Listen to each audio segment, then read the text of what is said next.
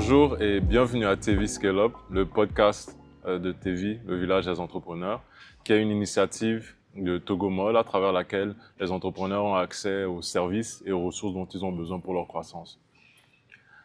À travers TV, les entrepreneurs ont accès à un soutien personnalisé, pratique et sectoriel dans des domaines tels que les ressources humaines, le marketing, la communication et le packaging, entre autres. Dans ce podcast, nous allons interviewer des experts TV qui vont nous décrire un peu leur parcours et nous parler en détail de leur domaine d'expertise. Aujourd'hui, nous allons parler du sujet important de la santé mentale. Et avec nous aujourd'hui, nous avons Mathieu Agada, qui est clinicien, psychologue clinicien, consultant et expert TV. Mathieu, bonjour. Bonjour Edo. Donc, tout d'abord, je vais commencer en te demandant de résumer un peu ton parcours et ce qui t'a poussé à devenir psychologue clinicien. D'accord. Ce qui m'a poussé à devenir psychologue clinicien, je ne sais pas si nous allons le dire ce soir, mais pour mon parcours, il n'y a aucun souci.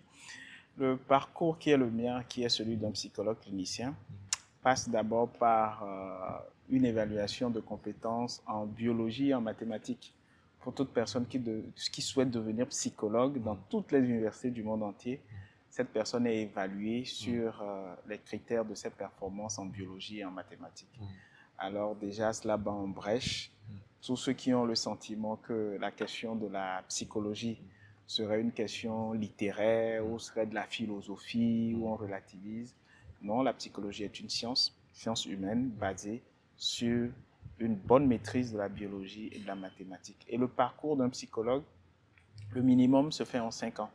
Un master professionnel ou anciennement un DESS, au cours duquel les 3 premières années, la licence se constitue de la maîtrise de la science psychologique, connaître la psychologie fondamentalement.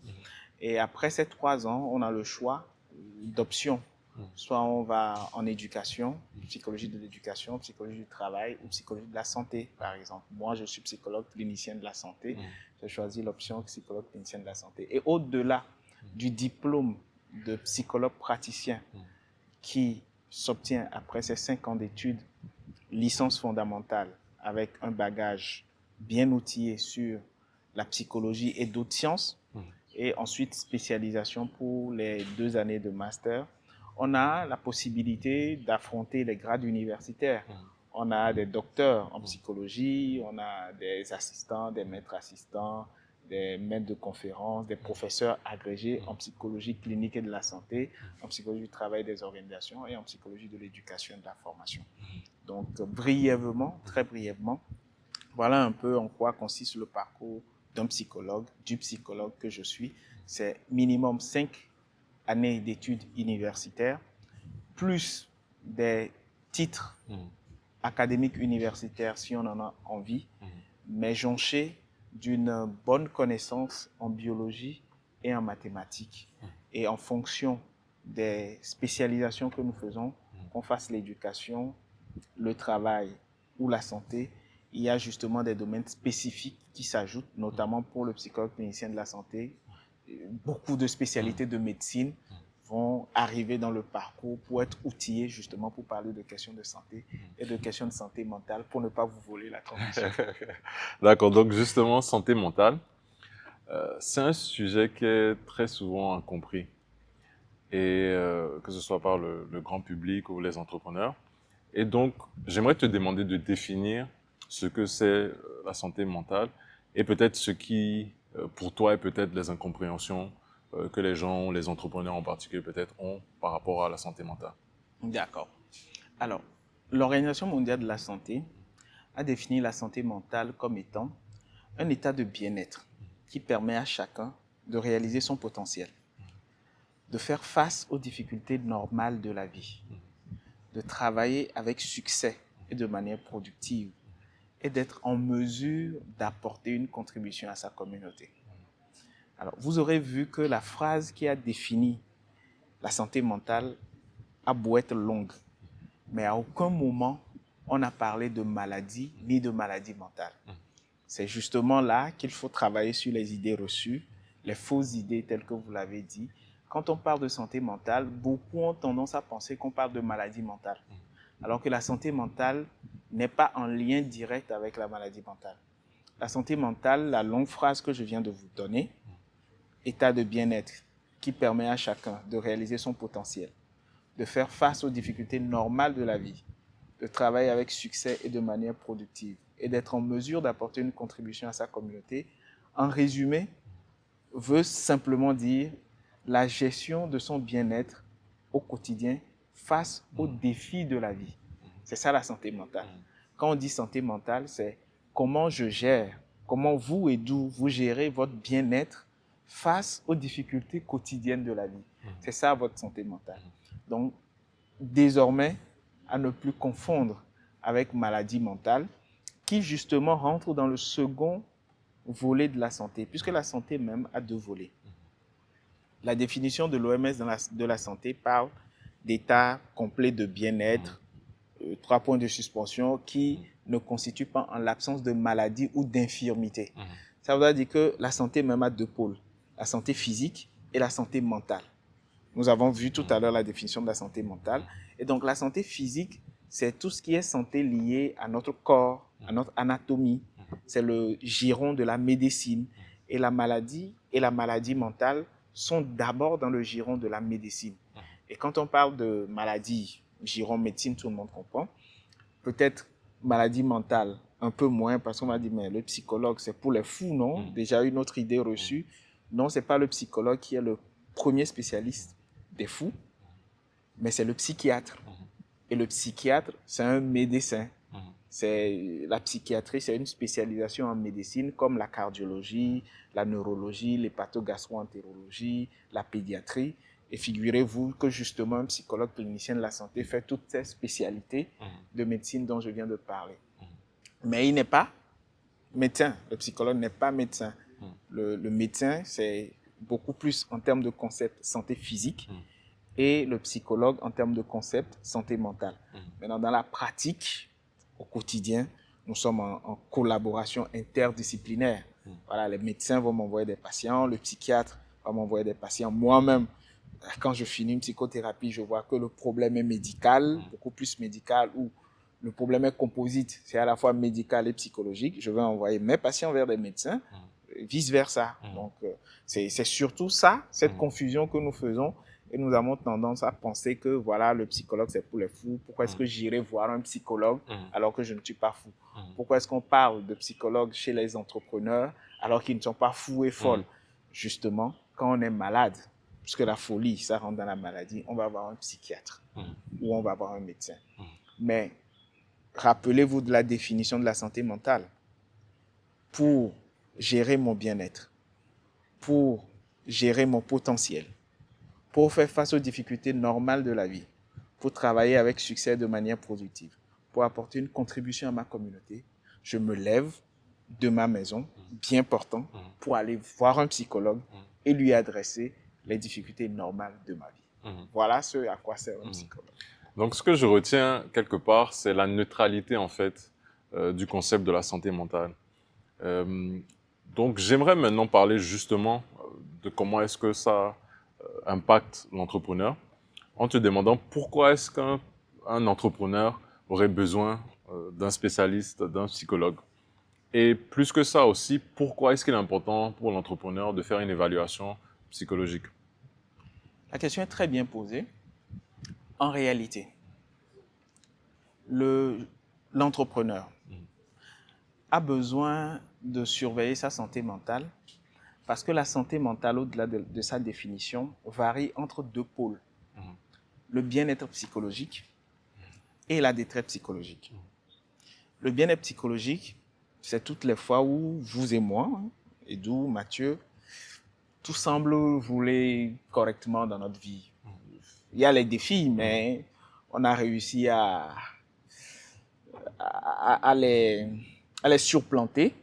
Nous avons un certain contrôle.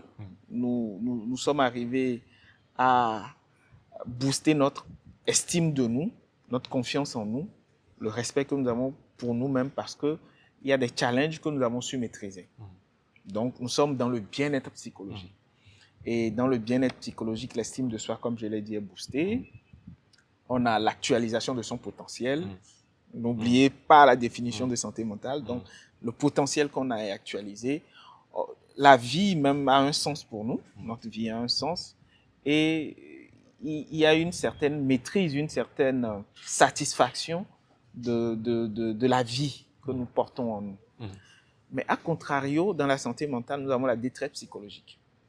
La détresse psychologique va commencer par de l'anxiété très, ou encore de la dépression. Alors, quand on parle d'anxiété, de dépression, beaucoup de personnes ont tendance à croire que nous parlons de choses très éloignées de nous, que nous trouvons dans les hôpitaux psychiatriques, c'est pour les fous, c'est pour les gens qui ne sont pas bien. Mais c'est parce qu'on utilise des termes techniques que les gens pensent cela. En fait, quand on dit anxiété et dépression, ce sont des termes techniques en psychologie comme céphalée ou aménorrhée en médecine.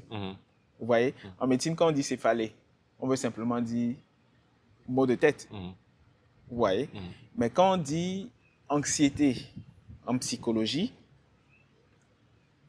en termes de spécialistes, en français facile, c'est la peur. Anxiété veut dire peur. L'émotion qui accompagne l'anxiété, c'est l'émotion peur. Alors, Edou, qui n'a pas peur dans cette vie?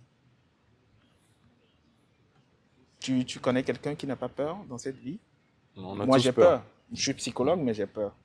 Avant de venir sur ce plateau, je semble à l'aise à te parler, mais c'est parce que je gère ma peur. La peur a une fonction biologique. Nous vivons avec la peur au quotidien. La peur de est-ce que nous allons réussir notre entretien? Est-ce que je vais pouvoir vite finir, aller chercher mon enfant à l'école? Est-ce que je vais pouvoir atteindre mes objectifs de l'année? Est-ce que je vais pouvoir être productif? Voilà, nous vivons avec la peur. De manière très courtoise, est-ce que tu as peur? Nous répondons non, j'ai pas peur. Parce qu'on ne veut pas partager évidemment notre peur avec tout le monde. Voilà, l'anxiété, c'est l'émotion peur. Alors, est-ce que dans l'activité d'un entrepreneur, d'un jeune entrepreneur, est-ce qu'il n'y a pas la peur? S'il y a la peur, il a justement besoin d'un psychologue pour l'accompagner parce que justement le psychologue, le parcours dont je vous ai parlé est un parcours qui l'a outillé à savoir gérer les émotions, à savoir accompagner les personnes. Quand on est un psychologue clinicien de la santé, on accompagne les personnes sur la gestion des émotions. Donc sur cette peur-là, on peut agir. Et la dépression, c'est quoi? La dépression aussi, on en parle, les gens pensent que c'est aussi de la folie. Ah, moi je ne suis pas... Dès qu'on dit, mais est-ce que tu déprimes? La personne, non, moi je ne déprime pas, je déprime pas. Parce que la personne a tout de suite peur d'être stigmatisée. Encore la peur, l'anxiété revient. La personne est anxieuse de la stigmatisation. Donc elle dit, non, moi je ne déprime pas. Mais c'est quoi la dépression? Et d'où autant j'ai peur, bien qu'étant psychologue, autant je déprime, bien qu'étant psychologue. Vous allez le comprendre tout à l'heure lorsque je vais vous définir la dépression. La dépression, c'est une tristesse qui a duré, une tristesse liée à un événement ou liée à quelque chose, qui a duré 2 semaines et plus. Dès qu'un événement vous a rendu triste, puisque la dépression même est un trouble de l'humeur. L'humeur oscille entre la joie et la tristesse. Alors, lorsque vous êtes dans le pôle tristesse, moi je suis un supporter du Real Madrid. Arsenal nous a corrigés en aller-retour. Donc, dans les 2 semaines qui vont suivre le match d'hier, si la défaite du Real Madrid, après 2 semaines, me rend toujours triste, et d'où je déprime. C'est aussi simple que ça. La défaite du Real Madrid me fait déprimer. C'est ça la dépression. Maintenant, la dépression a aussi ses intensités. On peut faire une dépression légère, une dépression grave, une dépression d'intensité modérée. Voilà. Bon, maintenant, ceux qui sont en psychiatrie, dans les asiles, c'est des questions de dépression grave qui amènent là-bas. Mais nous avons, dans notre vie courante, des occasions de déprimer chaque 2 semaines, des événements qui, lorsqu'on se rappelle, on est soudain triste parce qu'on n'a pas géré cette dépression. on n'a pas travaillé sur l'émotion qu'a accompagné cet événement-là dans notre vie. Donc, vous comprenez que désormais, la question de santé mentale, dans son pôle détresse psychologique, anxiété et dépression, intéresse vivement tout le monde, y compris les entrepreneurs, parce que dans leur activité, lorsqu'il y a mévente, on peut déprimer sans savoir qu'on déprime. On va me dire que je suis triste. Mais sur combien de temps? D'où l'évaluation psychologique est importante. La question que vous avez posée. Pourquoi est-ce qu'il faut faire? Quel est le besoin de n'importe qui, voire particulièrement d'un jeune entrepreneur, de faire son évaluation psychologique? Oui, l'entrepreneur va faire son évaluation psychologique pour s'éviter, entre autres, des problèmes de santé mentale liés à l'anxiété, à la dépression que peut générer ces activités.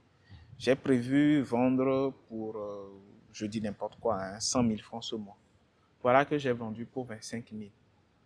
Si je suis triste, ça veut dire que je ne suis pas normal. Si ma tristesse dépasse 2 semaines, ça veut dire que je ne suis pas normal. Non, c'est faux. C'est fonction d'un contexte. Il faut qu'on aille voir pourquoi est-ce que j'ai été plongé tant dans la tristesse. Et si j'en ai conscience, si au travers d'une évaluation psychologique, on m'aide à identifier cette problématique, on m'accompagnera à sortir cette émotion tristesse-là de mon parcours pour pouvoir mieux avancer. Maintenant, au-delà de la prévention des questions de santé mentale, une évaluation psychologique peut aider un entrepreneur à faire de la transition professionnelle. Parce qu'en maîtrisant mieux les ressorts de sa personnalité, il peut trouver d'autres opportunités. Il se dit, mais je ne savais pas que j'avais telle capacité.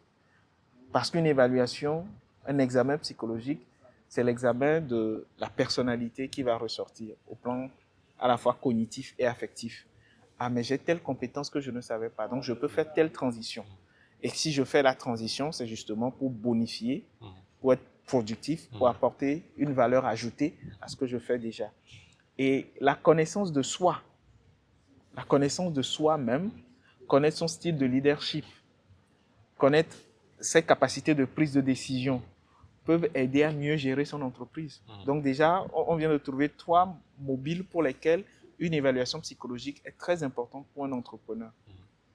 Et quand on met tout ça dans la balance, on se rend compte que, attention, accompagner un jeune entrepreneur avec un psychologue peut en réalité lui donner d'autres outils pour aller plus loin dans ce qu'il fait. Voilà. D'accord. Donc, ma première question, ça serait peut-être à quelle fréquence est-ce qu'il faudrait faire une évaluation psychologique? Et en pensant aussi à ce que tu dis, ça me fait penser à 2 choses que se dit souvent quand ça concerne la psychologie. La première est un peu ce lien entre la faiblesse. Donc, cette impression que d'avoir des problèmes d'anxiété, d'avoir des problèmes de dépression, ça veut dire qu'on est faible quelque part. Il y a aussi quelque chose qui se passe dans notre société qui est un peu, on a l'impression qu'on est en train de transformer tout en maladie. Et donc, c'est un peu lié à ça, qui se dit que bon, c'est quelque chose qui ne nous concerne pas et que de donner un nom à ça quelque part, c'est de se rendre malade de quelque chose qui n'existe pas. Est-ce que, donc, la question, ça serait aussi, est-ce que les entrepreneurs à succès, par exemple, connaissent aussi l'anxiété, la dépression, ou est-ce que c'est seulement quelque chose qui, justement, n'a fait que les faibles? D'accord. Je vais essayer de faire dans l'ordre. La fréquence à laquelle on pourrait faire une évaluation psychologique, 1 an, 2, 3 ans, de manière classique, mais en fonction de ses propres objectifs.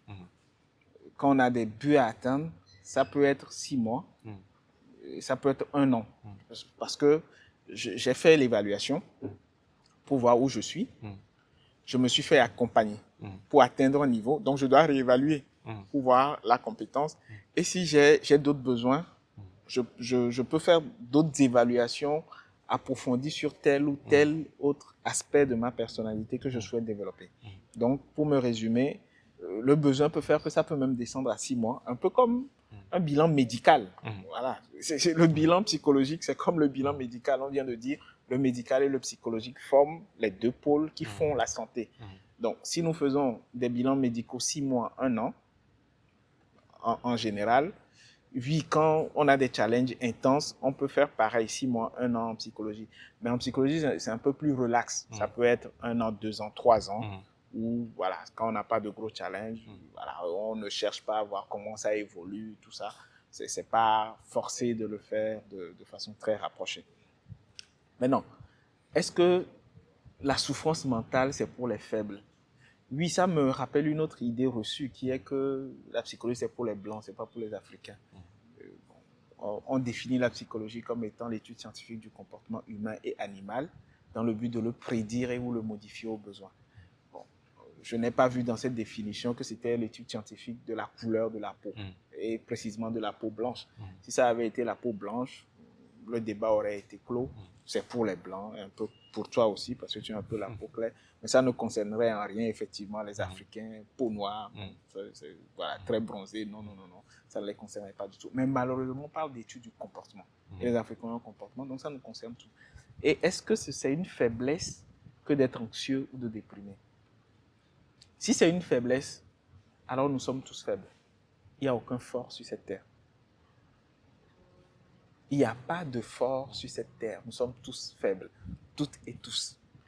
Nous pouvons nous mentir aux autres, mais la réalité est que nous portons en nous, toutes et tous, certaines difficultés, certaines prédispositions à des décompensations de troubles psychopathologiques qu'il vaut mieux connaître et maîtriser que ne pas connaître et être surpris par un événement qui amènerait à décompenser.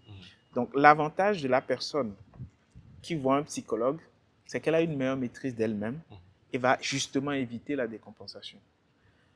La personne qui pense qu'aller voir un psychologue serait une faiblesse, serait en train de décompenser, ne saurait même pas qu'elle est en train de décompenser et rentrerait peut-être en psychiatrie alors qu'elle aurait pu gérer un problème en amont, une meilleure compréhension d'elle-même en tant que personne et de l'environnement autour d'elle pour mieux maîtriser qui elle est face à son environnement. Mais elle pense que aller demander de l'aide, c'est une faiblesse. Aller parler à un professionnel, c'est une faiblesse. Aller parler à un professionnel, c'est que je m'invente une maladie qui n'existe pas, comme vous l'avez dit. Or, tout ce qui est trouble psychologique, tout ce qui est trait de personnalité sont bien renseignés par la science. Et si vous y êtes, vous y êtes. Si vous n'y êtes pas, vous n'y êtes pas. Donc, il n'y aurait pas de maladie qu'on s'inventerait parce qu'on irait voir un psychologue pour se faire accompagner. Mais c'est juste parce qu'en réalité, sur Terre, nous portons tous et toutes des faiblesses et des forces. En fait, c'est de ça qu'il s'agit. Mes forces ne sont pas tes forces, Edu. Tes faiblesses ne sont pas mes faiblesses. Et dans l'accompagnement psychologique, justement, on fait l'inventaire des forces et des faiblesses face aux défis qu'on a pour voir est-ce qu'on renforce les forces que nous avons ou est-ce que le défi que nous voulons gérer vient en inadéquation par rapport à une faiblesse que nous avons. Et là, une psychothérapie vous aide à transformer une faiblesse en force. Donc, une situation critique en opportunité pour pouvoir vous en sortir. J'aimerais ajouter à ça, je trouvais la question d'avoir l'inventaire un peu de ces forces et faiblesses assez intéressante. Je voulais demander, est-ce qu'il y a peut-être des profils psychologiques qui sont plus adaptés à l'entrepreneuriat? En faisant un peu ce bilan, quand tout le monde fait un bilan de ses forces et faiblesses, est-ce qu'il y a des personnes qui ne devraient pas faire de l'entrepreneuriat? La question est la réponse à la question est absolument oui. Mais en précisant qu'on reste dans les traits et profils de personnalité et non, une personne ne devrait pas faire l'entrepreneuriat. Je m'explique. Toute personne peut faire l'entrepreneuriat justement si elle a fait son inventaire, elle connaît ses faiblesses et elle sait les profils ou les traits qu'il faut développer chez elle si ce n'est pas développé. Et parmi ces traits, nous avons la résilience, par exemple. Quand on a des traits très marqués de résilience en soi, parce que nous ne l'avons pas tous. Tout le monde n'a pas des traits de résilience à la base. On peut être un bon entrepreneur. Maintenant, si tu veux faire de l'entrepreneuriat et que ton évaluation psychologique, l'inventaire de ta personnalité montre que tu ne portes pas de traits de résilience, oui, en séance de psychothérapie avec un psychologue clinicien de la santé, on peut travailler à développer ce trait chez toi Et lorsqu'il est développé, tout le monde peut finalement faire l'entrepreneuriat. En réalité, c'est ce que nous disent les Occidentaux, mais nous pensons que c'est tout le monde dans l'absolu. Non, c'est tout le monde qui s'est préparé à la chose. C'est pas tout le monde qui vient, qui dit je veux faire l'entrepreneuriat, donc je le fais, je le réussis. Mais c'est tout le monde qui vient en étant préparé. La conséquence, c'est la réussite. Donc la préparation passe justement par cette évaluation psychologique pour pouvoir avancer. En dehors du trait de résilience dont je viens de vous parler, il y a d'autres traits comme l'autonomie. Il y en a qui portent dans leur trait de caractère énormément d'autonomie, d'autres énormément de dépendance. Vous avez des amis, nous avons des amis, nous avons des relations familiales, nous avons des connaissances. Vous verrez que dans nos connaissances, il y en a qui sont plus dans le mode autonome. Si vous l'aidez, tant mieux. Si vous ne l'aidez pas, tant pis, il va se débrouiller, il va s'en sortir tout seul. Mais il y a d'autres, ils ont besoin, ils disent, non, s'il te plaît, aide-moi. Si tu ne m'aides pas, je ne peux pas y arriver. Voilà, déjà, il y a une différence de traits de caractère. Et celui qui porte des traits d'autonomie est plus enclin à réussir en entrepreneuriat que celui qui ne le porte pas. Mais celui qui ne le porte pas, ce n'est pas un souci. Son trait de dépendance est lié à quelque chose de profond en lui. Et là, quand cette personne dit « je veux embrasser l'entrepreneuriat » et que cette personne a fait son inventaire, on va pouvoir accompagner cette personne à inverser la tendance, à apprendre l'autonomie. Parce que la personne qui est autonome dans nos relations sociales, elle l'a apprise. La vie lui a fait apprendre l'autonomie. Elle n'est pas née autonome. Ce sont des compétences qu'on acquiert en situation. Donc, c'est un peu ce que la psychologie apporte. En dehors des traits d'autonomie, des traits de persévérance ou de résilience, nous avons aussi des personnes qui sont très créatives. Vous êtes amis, il y a un souci où on passe tous les jours un chemin pour aller quelque part dans le groupe d'amis. Lui va découvrir un autre chemin, vous allez apprendre quelque chose de nouveau avec lui. Ce trait de caractère porté te facilite ou t'ouvre des portes en tant qu'entrepreneur. Parce que justement, l'entrepreneur, c'est celui-là qui va aller trouver des solutions là où les autres n'ont pas vu cette solution. C'est celui qui va aller vers l'innovation. Donc, pour me résumer, oui, il y a des traits de caractère, il y a des profils de personnalité qui sont plus enclines à réussir en entrepreneuriat. Mais ceux qui n'ont pas ces profils, celles qui n'ont pas ce profil, ce n'est pas une fatalité. Lorsque l'inventaire est fait et qu'on sait que on a un déficit sur tel ou tel autre trait, ça se travaille pour pouvoir se mettre à niveau et rentrer dans l'entrepreneuriat, réussir dans l'entrepreneuriat, comme tout le monde, comme la personne qui avait ce trait-là naturellement. Donc Mathieu, merci chaleureusement pour ton temps et pour avoir apporté ces éléments de réponse sur ce sujet que je trouve qui est très pertinent, qui est la santé mentale chez les entrepreneurs. Merci à tous ceux qui nous suivent en ligne. Suivez-nous sur nos réseaux sociaux et n'hésitez pas à liker. Vous pourrez trouver les détails par rapport à TV dans la biographie et les entrepreneurs qui aimeraient prendre des rendez-vous avec certains de nos experts résidents. Vous pourrez le faire en appelant le numéro que vous trouvez dans la bio en dessous de cette vidéo. Merci énormément et à très bientôt pour un autre épisode de TV Scale Up. Monsieur Mathieu, merci énormément pour ton temps. C'est moi qui vous remercie. D'accord, merci beaucoup.